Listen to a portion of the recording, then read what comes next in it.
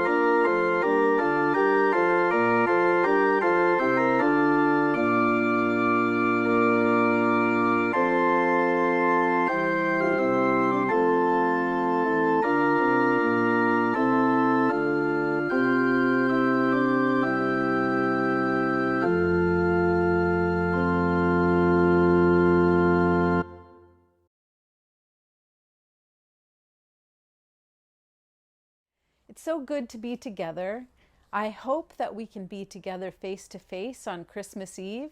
With the rising COVID numbers, there's a big question mark on that, and whether it rains or not on Christmas Eve will probably determine whether or not we gather, but I'm still crossing my fingers. And please watch your All Church email and our website for the opportunity to gather around the green to sing carols with our masks on, socially distance, for Christmas Eve services starting at 6 p.m. We also have a few opportunities to gather safely via Zoom, including daily meditations from 9 to 9:30 with a 10-minute check-in. Also, our Dismantling White Supremacy book group is starting to read Their Eyes Are Watching God by Zora Neale Hurston, and we'll meet again in January. We also have a new writers group. All of that information is in your All Church email and will be on our website. So please do check out dedhamuu.org. And if you're not getting our All Church email, please contact the church office. We will now begin our morning worship with our introit, What Child Is This? Or Greensleeves, a traditional arrangement by Becca Wilson, played by Susan Jensen on the violin. Thank you, Susan.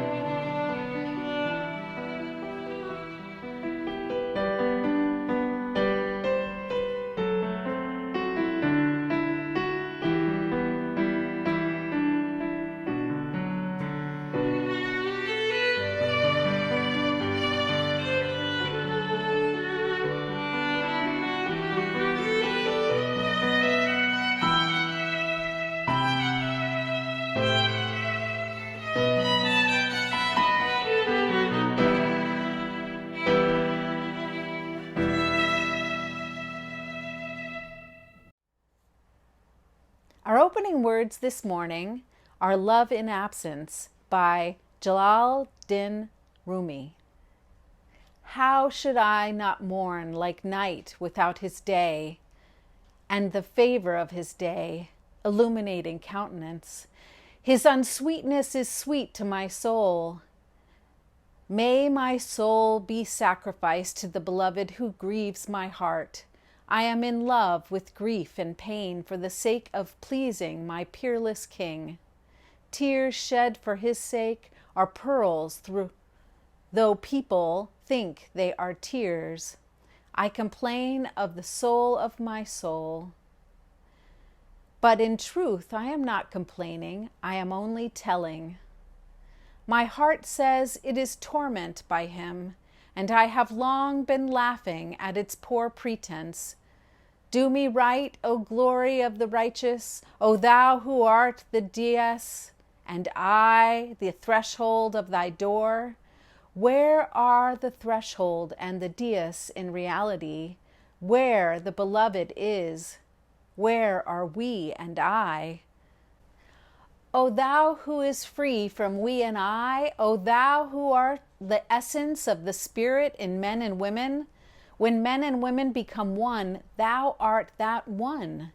When the units are wiped out, lo, thou art that unity. Thou didst contrive this I and we in order to play the game of worship with thyself, that all I's and thous might become one soul, and at last be submerged in the beloved. I invite you now to join in singing the hymn number 241, In the Bleak Midwinter.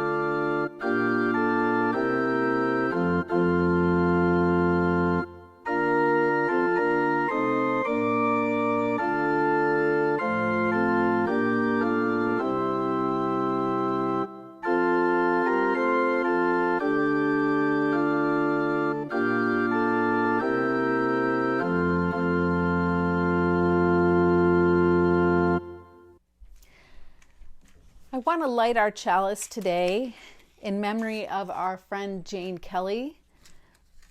We will celebrate her life more in the coming weeks and months and I'm sure years.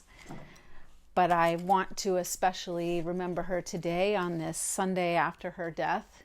She did die on Wednesday. I wrote Thursday. And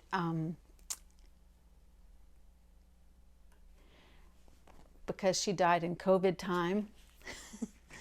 Jane was a good friend to this church and brought to it much joy and happiness and made many friends through the years, and people, all of you, were very good to her and made her last days joyous. I also light our green sanctuary candle for all the ways we strive to be a more sustainable congregation.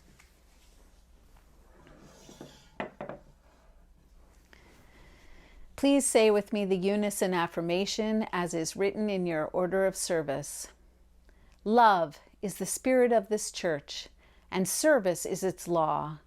To dwell together in peace, to seek the truth and freedom, to serve humanity in love is our covenant with each other and with God.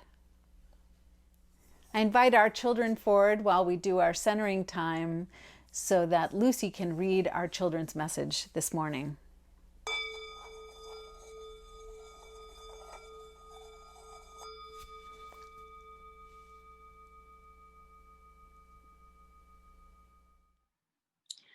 I'm trying to love spiders.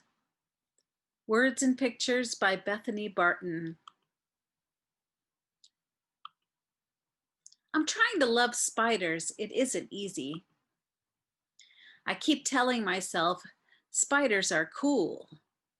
I want to love them. I mean, spiders have been around for millions of years, moving silently, swinging into action. I want to think of them as bug ninjas. Like this spider right here. I'm going to try pretty hard to like him. Maybe if I study him for a while. I think it's working.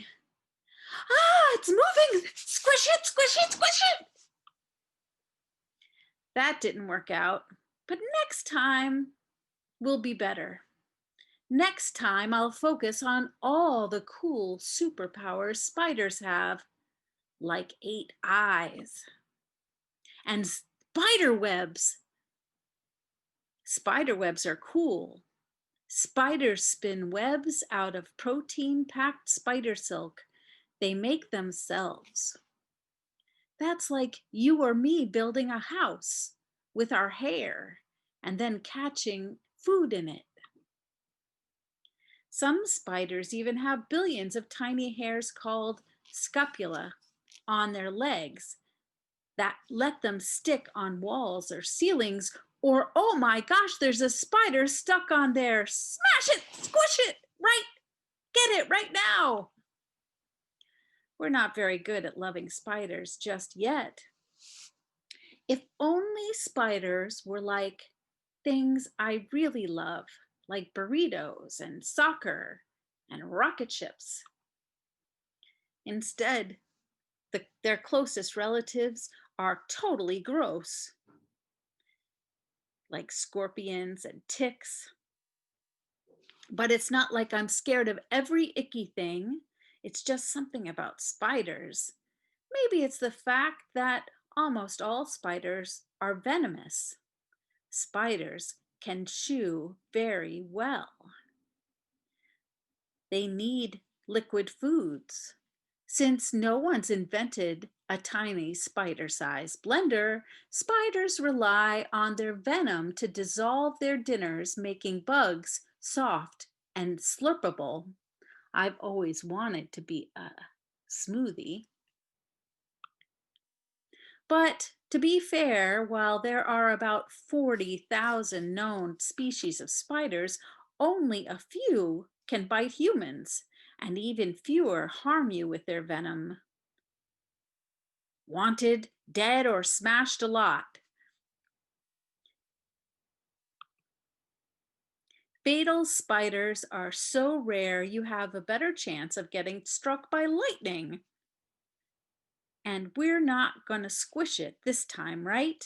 We'll just try to pet him maybe. Can you pet spiders? Let's try. Whoops, nope, we squished him. I'm never gonna love spiders at this rate. Maybe we should focus on what spiders are good at. Like eating bugs. That's gonna be helpful, right? A single spider can eat over 75 pounds of bugs in a year. I've even heard that some farmers use spiders to keep harmful insects out of their crops. And, oh wait, looks like some of those bugs made it over here. Get out of here, bugs. I can't even read my book with all these. Hey, what's that spider doing? Wow. Thanks, little guy. That was really impressive.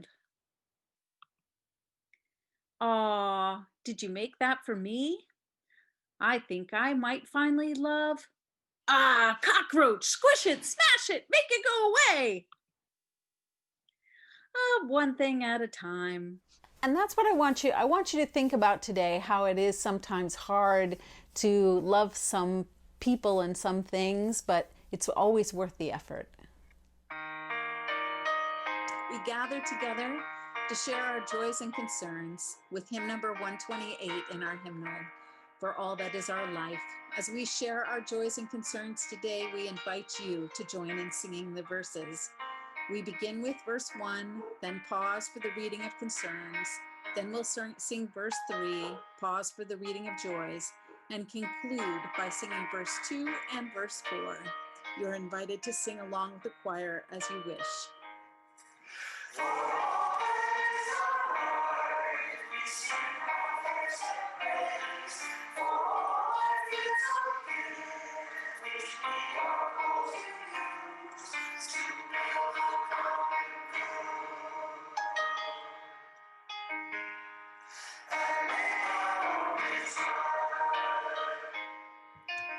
We come together as a community to share our lives, our blessings, and our troubles. We believe that a sorrow shared is a burden lightened. Today, we ask you to turn your thoughts and prayers to the friends and family of Jane Kelly. Health problems of a family member recently became more serious. The toll of loneliness on all sheltering at home. How can we make peace with all of our losses? For Chris and the Singer family at the loss of their father Wayne, who died from COVID, and all those affected by this horrible disease. For these and all the concerns still unspoken, we pray.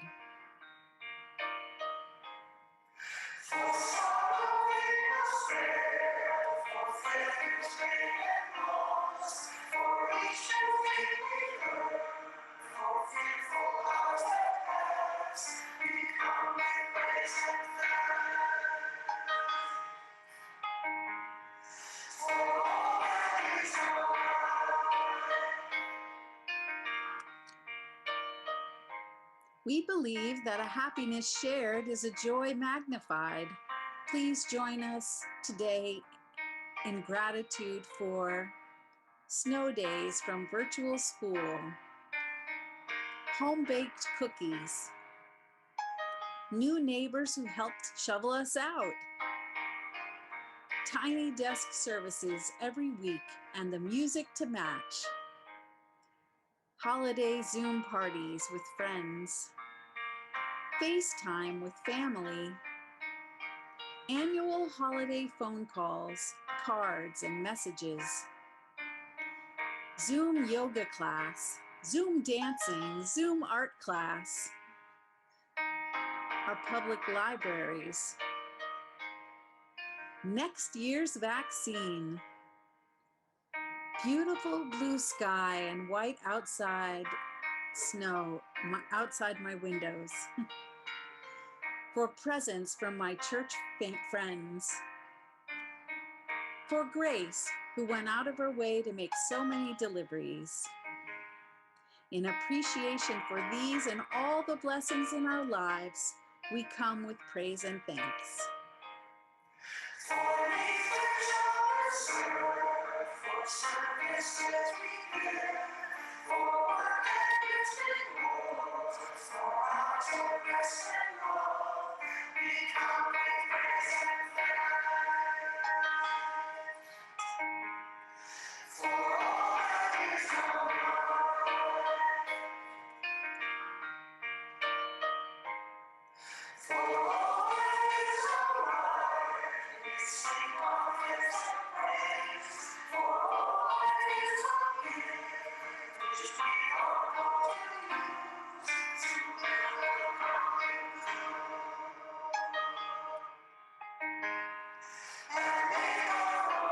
I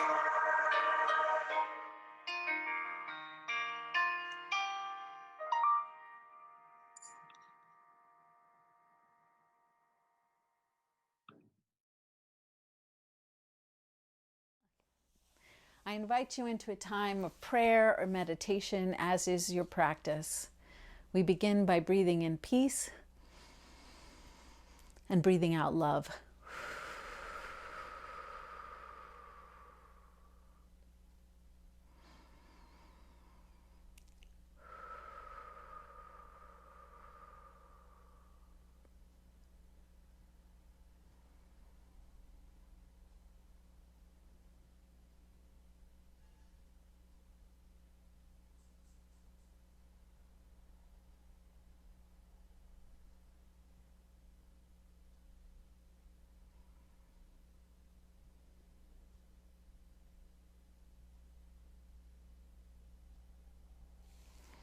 Let's be grateful for all the silences in our lives, for with them we may more completely experience the sound.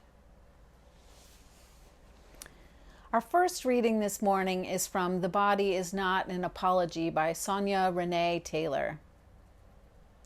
Injustice is an opaque word until we are willing to discuss its material reality, as for example the 3 years 16-year-old Khalif Browder spent beaten and locked in solitary confinement in Rikers Island prison without ever being charged with a single crime. His suicide and his mother's heart attack 2 years later are not abstractions. They are the outcomes, injustice enacted in 2 bodies. Racism, sexism, ableism, homo and transphobia, ageism, fatophobia are algorithms created by humans' struggle to make peace with the body. A radical self-love world is a world free from the systems of oppression that make it difficult and sometimes deadly to live in our bodies. A radical self-love world is a world that works for every body. Creating such a world is an inside-out job. How we value and honor our own bodies impacts how we value and honor the bodies of others. Our own radical self-love reconnection is a blueprint for what author Charles Einstein calls the more beautiful world our hearts know is possible. It is through our own transformed relationship with our bodies we become champions for other bodies on our planet. As we awaken to our indoctrinated body shame, we feel inspired to awaken others and to interrupt the systems that perpetuate body shame and oppression against all bodies. There is a whisper we keep hearing. It is saying we must build in us what we want to see built in the world. When we act from this truth on a global scale, using the lens of the body, we usher in the transformative opportunity of radical self-love, which is the opportunity for a more just and equitable and compassionate world for us all. I invite you now to relax into our anthem, Lo How a Rose Ere Blooming by Michael Pretorius, performed by the church choir.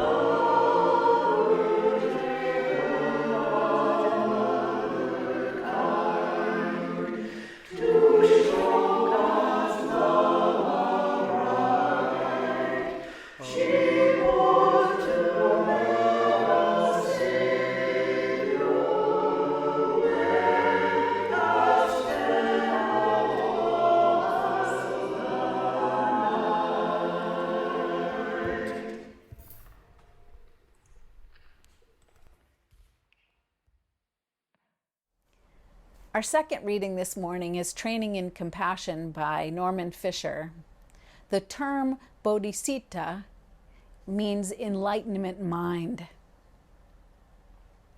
Relative bodhisattva is difficult because loving actual people as they really are in this imperfect world, as it really is, always involves some pain.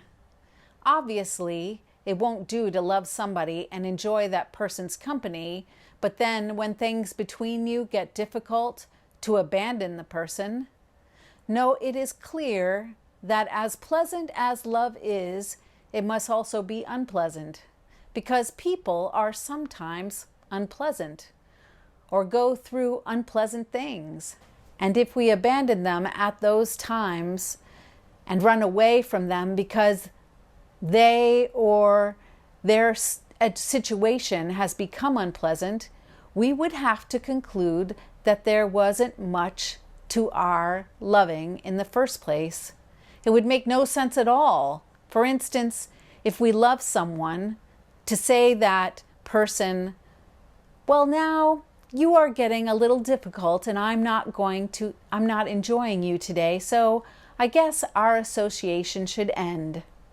Or, now you are having a hard time in your life, or you are ill, or now you are dying, and I find this is not so inspiring, not so nice to be around.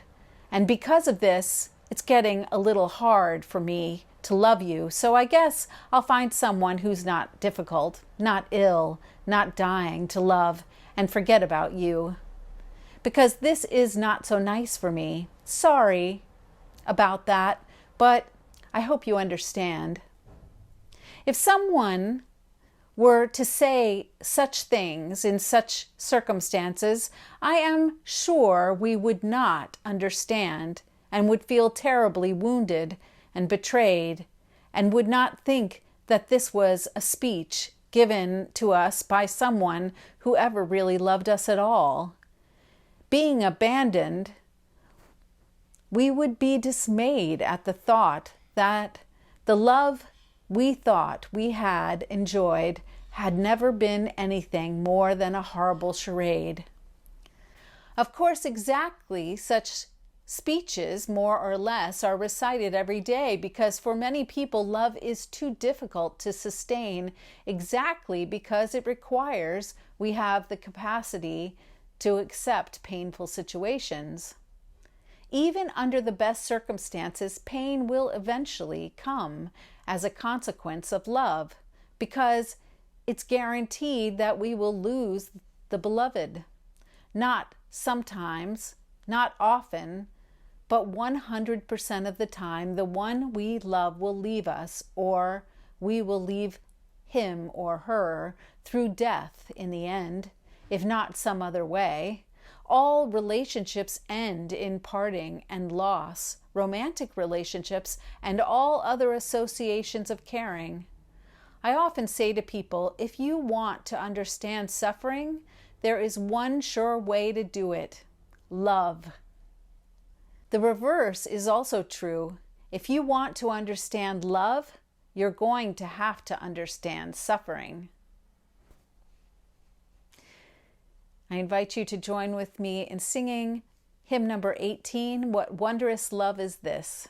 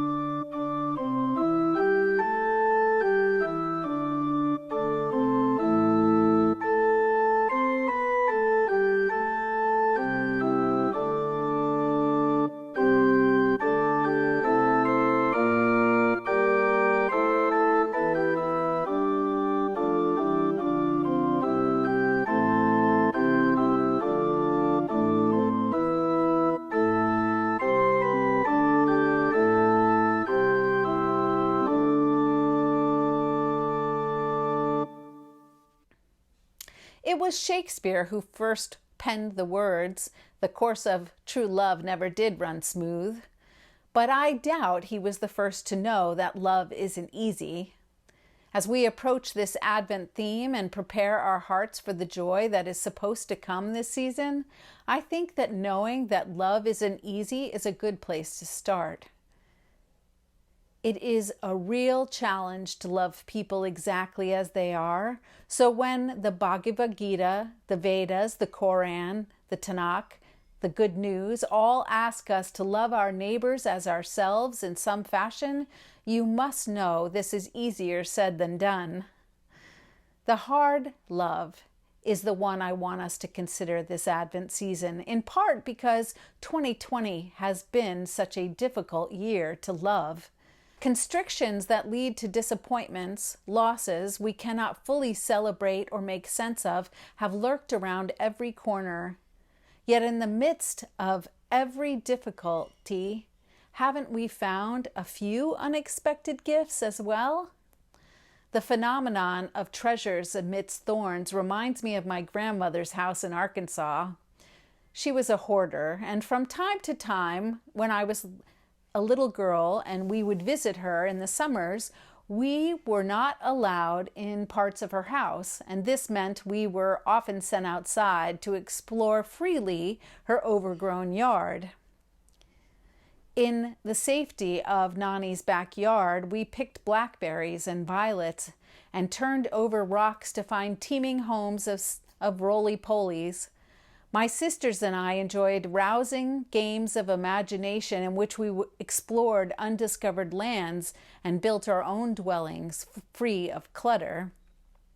Thinking back, my summers did not concern themselves with my grandmother's clutter at all, but only with these adventures that were always followed by iced grape Kool-Aid or a popsicle.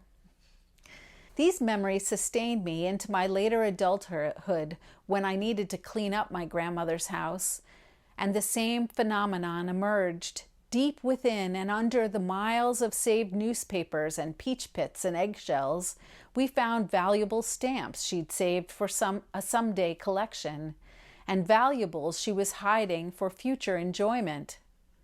Love can be similar to my grandmother's house. It can happen by accident because we're avoiding something else, or it can be hidden or masked by everyday stuff. The obvious parallel to this is in romantic and familial love. Sometimes we treat those closest to us, our family and our partners in life, as though they are only playthings or distractions or even just an afterthought. It is no wonder that there are deep divisions in some families, and that divorce has become quite commonplace when love is treated as an afterthought or an avoidance strategy. One way to avoid the pitfalls of love as an afterthought is to consider all love of self and of other precious and divine, as the words of Rumi described in our opening words. If we put love of self and others as the most important thing in life, place it on a dais or a throne, how differently we might treat our bodies and care for our loved ones. I believe Buddha's words in our centering thought may also be a directive.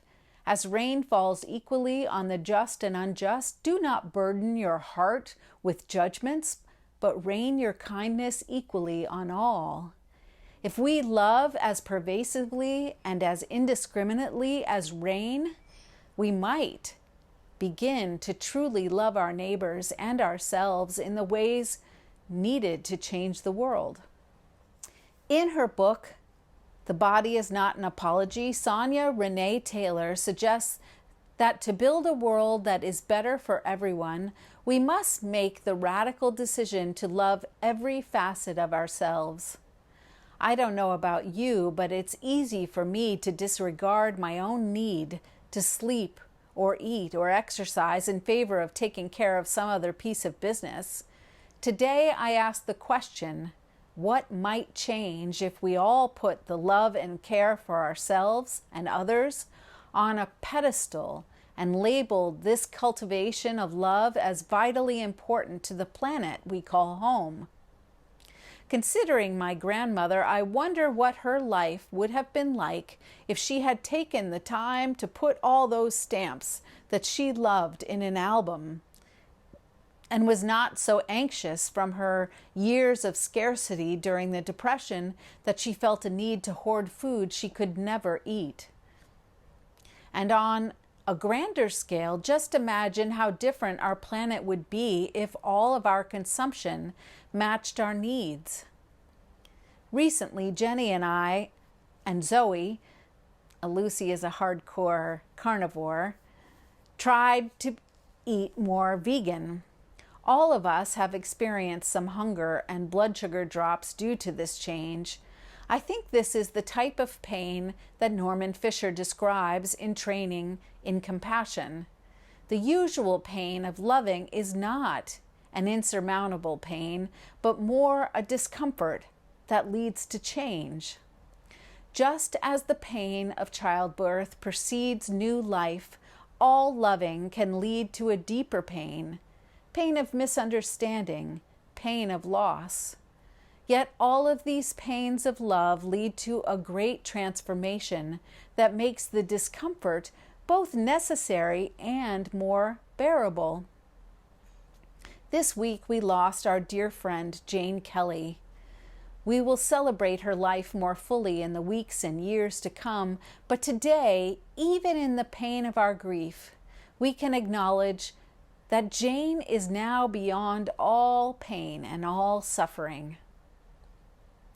We can rejoice in the wonderful times we've shared and celebrate a life well cared for, that was well lived indeed. Would we have not wanted to love or care for Jane just because we knew it would hurt when she died? No.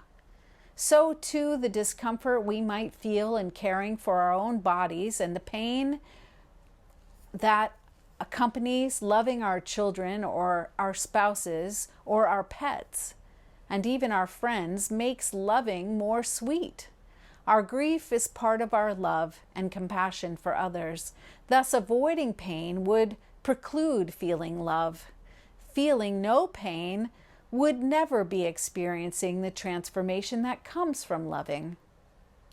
I want to acknowledge that at times when we put our love on a pedestal or expect perfection, even from ourselves, we tend to fall short because we are all too human, as our second reading points out.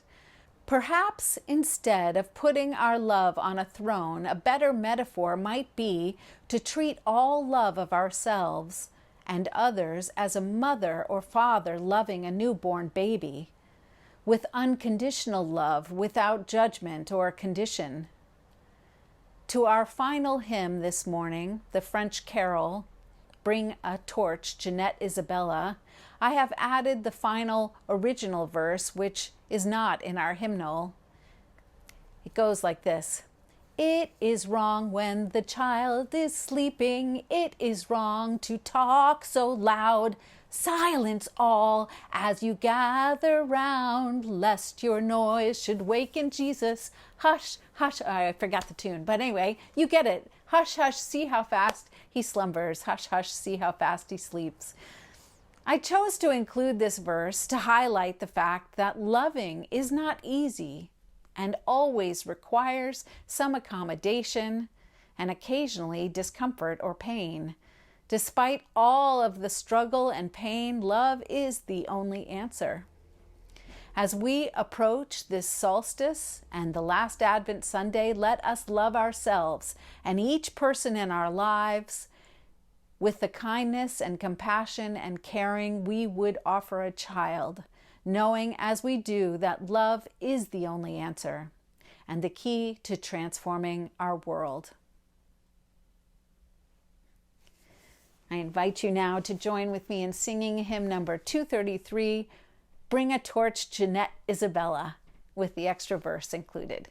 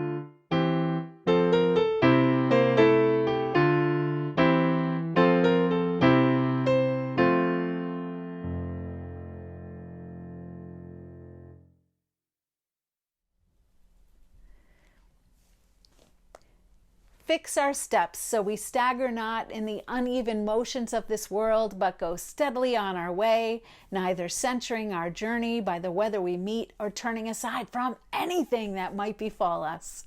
Amen.